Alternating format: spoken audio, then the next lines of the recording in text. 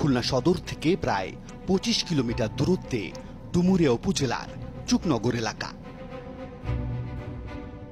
যশোর ও সাতক্ষীরাও প্রায় সম দূরত্বে এই চুকনগর বাজার থেকে।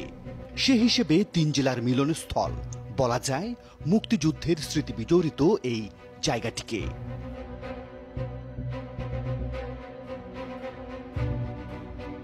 চুকনগর বধ্যভূমি আর চুইঝালের আব্বাসের হোটেলের কারণে প্রচুর পর্যটকের যাতায়াত এই এলাকায়।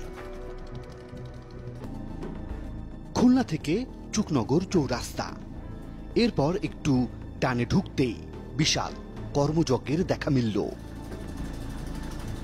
দিনে রাতে সমান তালে এই ভবনে কাজ চলছে, কারো যেন দম ফেলার সুযোগ নেই।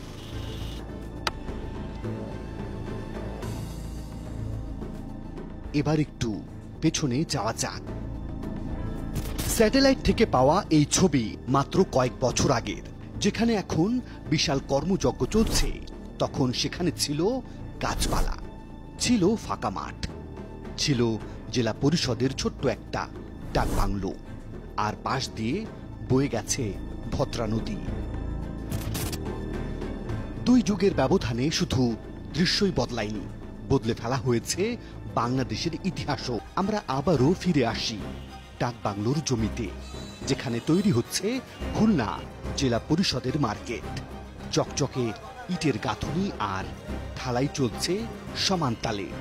ইতোমধ্যে তৈরি হয়ে গেছে ১২৬টি দোকান।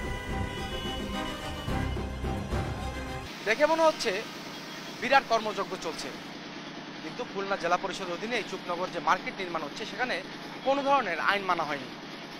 ২০১৭ সালের যে বিধিমালা রয়েছে, সেখানে বলা হয়েছে কোনো ধরনের পাকা স্থাপনা এবং স্থায়ী ছাদ নির্মাণ করা